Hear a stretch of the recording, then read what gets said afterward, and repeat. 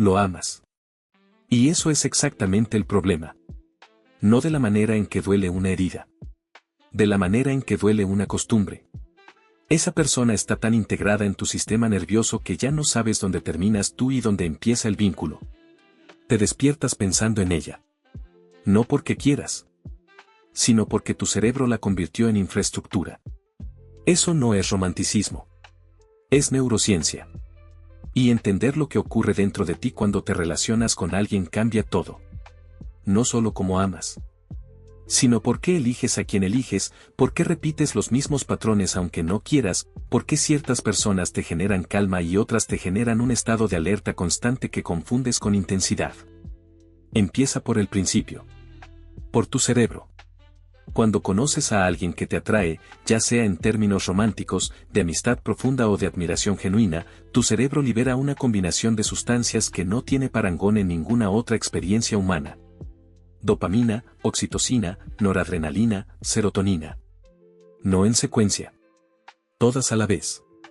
Es un estado alterado de conciencia. Literalmente. Los estudios de resonancia magnética muestran que el cerebro enamorado se parece más al cerebro bajo el efecto de la cocaína que al cerebro en estado de reposo. No es una metáfora. Es lo que pasa dentro de tu cráneo. Y eso explica muchas cosas que probablemente has vivido sin poder nombrar. Explica por qué en las primeras semanas de una relación puedes hablar durante 6 horas seguidas sin darte cuenta. Explica por qué el tiempo se distorsiona.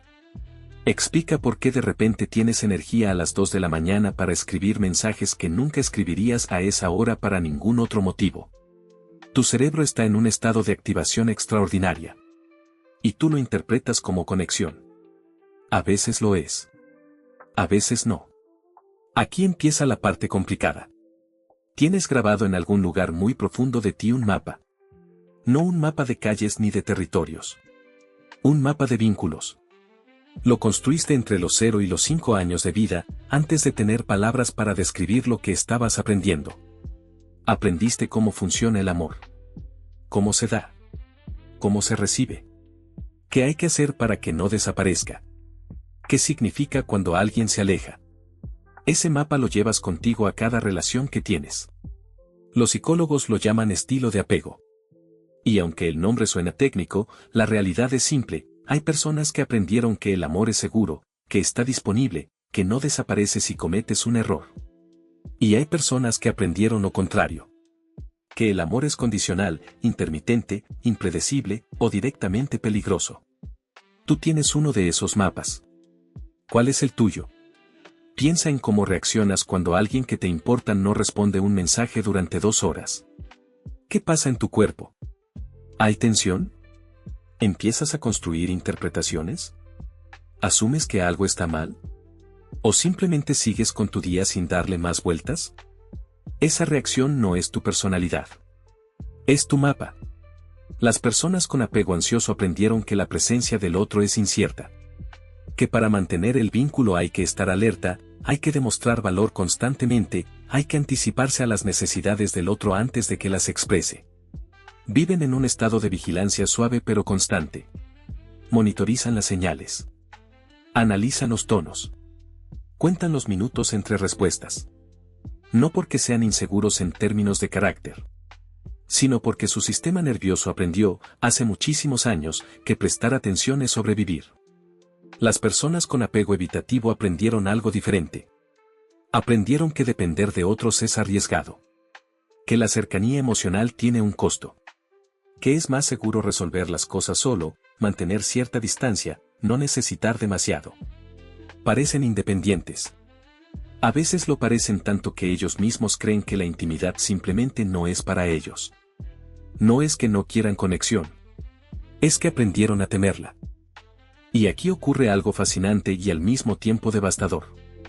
Los ansiosos y los evitativos se buscan entre sí con una precisión casi quirúrgica. No conscientemente.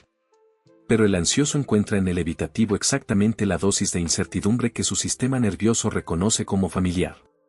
Y el evitativo encuentra en el ansioso exactamente el nivel de presión que confirma que la cercanía es incómoda.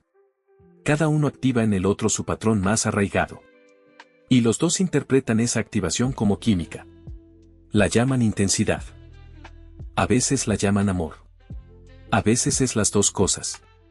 Y a veces solo es el mapa repitiendo su propia historia. ¿Reconoces algo de esto en ti? Sigamos. Hay otro mecanismo que opera en tus relaciones y que probablemente nunca te han explicado con esta claridad. Se llama regulación emocional interpersonal. Suena complicado. No lo es.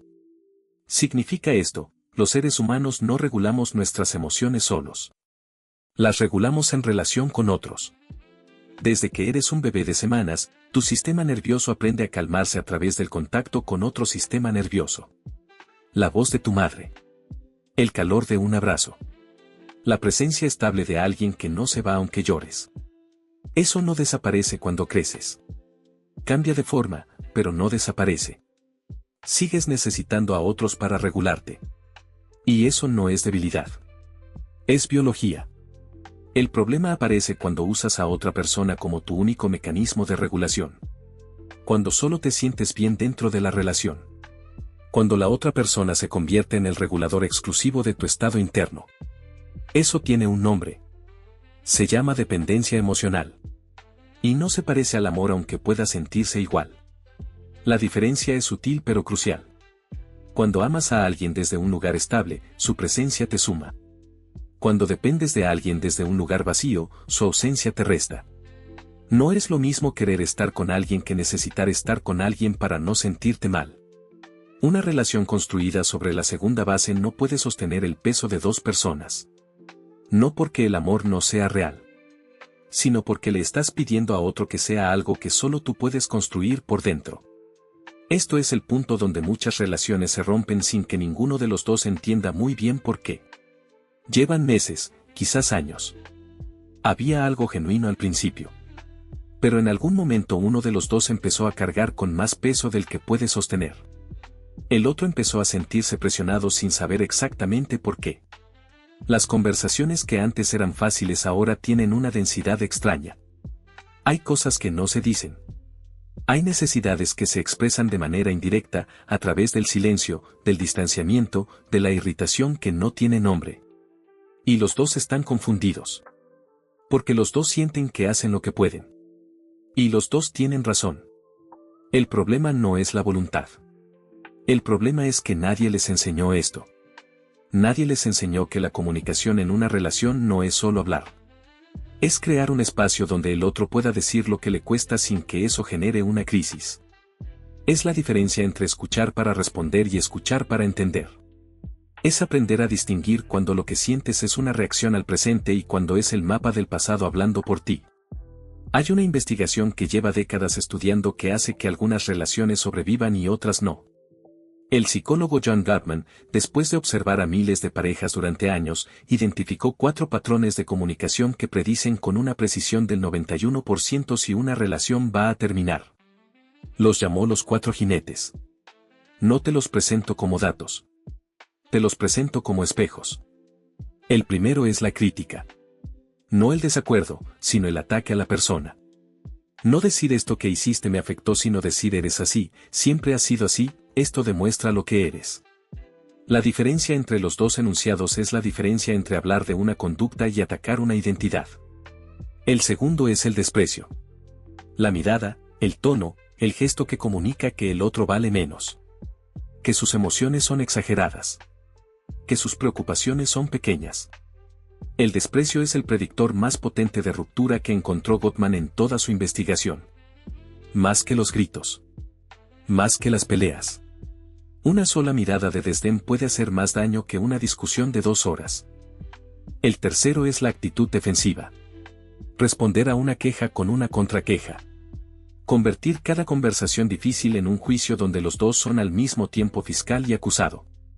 Nunca hay espacio para escuchar porque todo el sistema nervioso está ocupado en defenderse. El cuarto es el bloqueo emocional. Apagarse. Cerrarse. Desconectarse en medio de una conversación porque el nivel de activación interna es demasiado alto para continuar. No es indiferencia. Es sobrecarga. Pero desde afuera se ve como abandono. Y genera exactamente el ciclo de pánico que más daño hace. Ahora viene la parte que más importa. Todos estos patrones se pueden cambiar. No con fuerza de voluntad. No con decidir ser diferente. Sino entendiendo de dónde vienen y que están intentando proteger. Cada uno de esos 4 comportamientos tiene una función. Protegerte del dolor, del rechazo, de la sensación de no valer lo suficiente, de la amenaza que representa la vulnerabilidad. No eres malo por tener estos patrones. Eres humano. Pero puedes hacer algo que muy poca gente hace, verlos mientras ocurren. Ese medio segundo entre el estímulo y la respuesta es donde vive toda la psicología de las relaciones. En ese instante microscópico en el que todavía no has reaccionado, en el que todavía eres capaz de elegir. Ahí es donde se construye o se destruye un vínculo. Vuelves a esta mañana. A esa persona que está tan integrada en tu sistema nervioso que ya no sabes dónde terminas tú. Y te haces una pregunta diferente. No cómo hacer que funcione, sino qué mapa estás usando. ¿Qué aprendiste hace décadas que todavía gobierna la manera en que amas? ¿Qué parte del otro te activa el sistema de alerta y qué parte te da esa sensación extraña, profunda, casi incómoda, de que por fin puedes estar sin traducirte? Las mejores relaciones no son las que no tienen conflicto. Son las que tienen 2 personas que han aprendido a mirarse con honestidad suficiente como para ver cuando están reaccionando desde el miedo y cuando están eligiendo desde el amor. Esa distinción lo cambia todo. No el amor. Tú ya sabes amar. Siempre has sabido. Lo que cambia es desde donde lo haces.